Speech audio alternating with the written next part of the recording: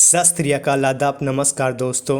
Plastic आज हमारे जीवन का एक अहम हिस्सा बन चुका है। सामान लाने से लेकर सामान रखने तक हम प्लास्टिक का ही उपयोग करते हैं। लेकिन क्या आपने कभी सोचा है, अगर हमारे जीवन से प्लास्टिक बिल्कुल ही गायब हो जाए तो हमारी ज़िंदगी पे कितना असर पड़ेगा।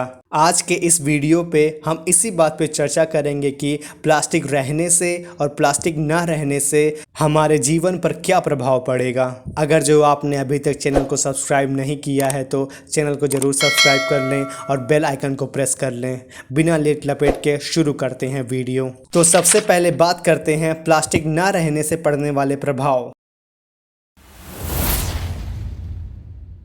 भले ही प्लास्टिक के बहुत सारे नकारात्मक पहलू हैं, लेकिन इसने पिछले वर्षों में हमारे जीवन को बहुत आसान बना दिया है। शायद जितना हम समझते हैं उससे कहीं ज़्यादा। प्लास्टिक एक स्टेराइल सब्सटेंस है। स्टेराइल सब्सटेंस से मतलब यह है कि ऐसे पदार्थ जो संक्रमित नहीं होते हैं, अर्थात जीवाणु रहित रहते हैं। और इसी खासियत की होने की वजह से प्लास्टिक का उपयोग बड़े पैमाने पर चिकित्सा में किया जाता है। प्लास्टिक का उपयोग सिरिंज, दास्ताने, दवाइयों की डिब्बियाँ, दवाइयों के रैपर और अन्य चिकित्सा उपकरण रखने के लिए किया जाता है। प्लास्टिक के बिना स्टेराइल वस्तुओं को बनाना बहुत कठिन हो जाएगा, और यदि आप मेडिकल के लिए प्लास्टिक के अलावा किसी और सब्सटेंस का उपयोग करते हैं तो यह काफ़ी महंगा हो जाएगा। और मेडिकल इक्विपमेंट के स्टेराइल ना होने की वजह से इक्विपमेंट के प्रभाव कुछ मामलों में घातक हो सकते हैं। प्लास्टिक के आविष्कार से विनाइल, पॉलिएस्टर, नायलॉन जैसे सब कैटेगरीज का निर्माण हुआ। प्लास्टिक के बिना जैसे आज हम कपड़े पहनते हैं वो कपड़े ऐसे नहीं होते।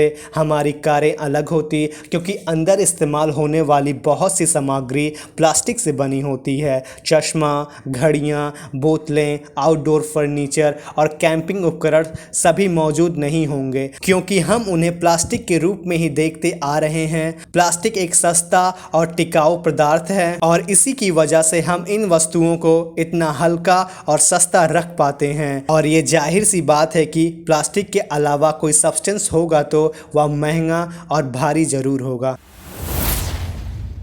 इस बात में कोई दो राय नहीं है कि प्लास्टिक की वजह से कई जानवर मारे जाते हैं, लेकिन प्लास्टिक उन्हें बचाता भी है। प्लास्टिक के आविष्कार के साथ सेल्यूलाइड आया जो हाथी के दांत का रिप्लेसमेंट बना। यह एक ऐसा कदम था जिसने हाथी और गैंडों के अवैध शिकार को लेस डिजायरेबल बना दिया और इसी तरह इन जानवरों की मृत्यु दर में कमी आई।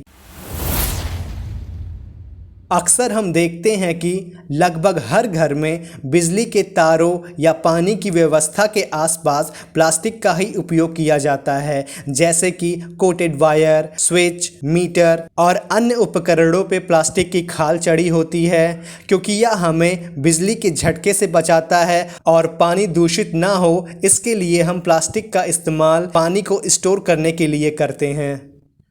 प्लास्टिक होने से पड़ने वाले प्रभाव।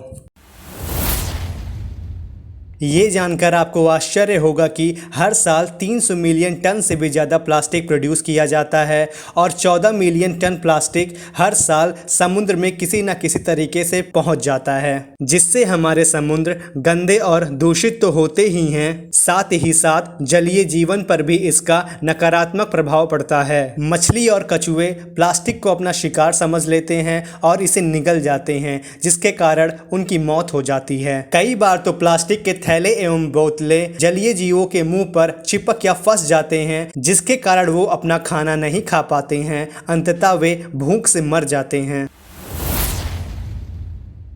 आपको ये जान के आश्चर्य होगा कि आप जाने या अनजाने में रोजाना प्लास्टिक को खा रहे हैं और इस ना दिखाई देने वाले प्लास्टिक को हम माइक्रो प्लास्टिक बोलते हैं। यहाँ तक कि माइक्रो प्लास्टिक नल के पानी, बियर और नमक में पाए गए हैं और तो और दुनिया के सभी महासागरों में एकत्रित किए गए सभी नमूनों में माइक्रो प्लास्टिक मौजूद है। जब प्लास्टिक को बनाया जाता है तो उसमें कई ऐसे केमिकल का उपयोग किया जाता है जो हमारे शरीर के लिए बेहद खतरनाक खतरनाक और कैंसरस होते हैं और यही कारण है कि आजकल के युवा पीढ़ी में कैंसर की बीमारी ज़्यादा पाई जा रही है। समुद्र जल के लंबे समय तक संपर्क में रहने से प्लास्टिक की सतह पर जहरीले संदूषक भी जमा हो जाते हैं। जब समुद्री जीव प्लास्टिक के मलबे को निगल लेते हैं तो ये संदूषक उनके पाचन तंत्र में प्रवेश कर जाते हैं। सी फूड पूरे विश्व में प्रसिद्ध है और जब हम इन्हीं जलीय जीवों को अपने खाने का हिस्सा बनाते हैं तो साफ तौर पर हम बीमारियों को न्योता ही दे रहे होते हैं। खाते तो हम इसे ताजा समझ कर ही हैं, लेकिन असल में ये होता है जहरीला, जो हमारे शरीर को सिर्फ नुकसान पहुंचाता है और बीमार बनाता है।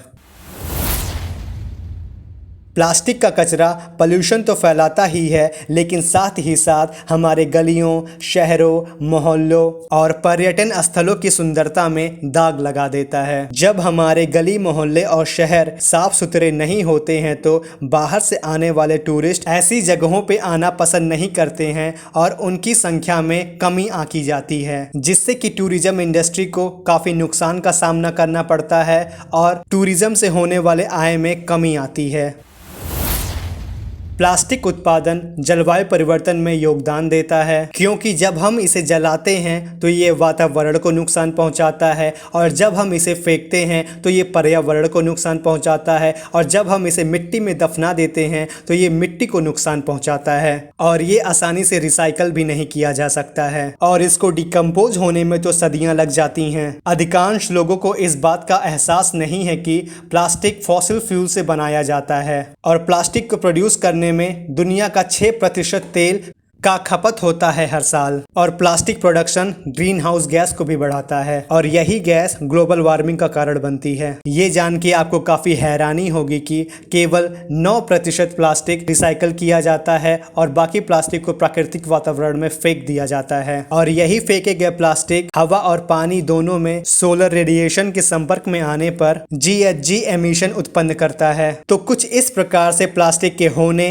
और ना होने से हमारे जीवन और पर्यावरण पर इसका प्रभाव पड़ता है। अगर जो आपको वीडियो अच्छी लगी हो तो चैनल को जरूर सब्सक्राइब कर दें और लाइक का बटन प्रेस कर दें। मिलते हैं अगली वीडियो में। Bye bye.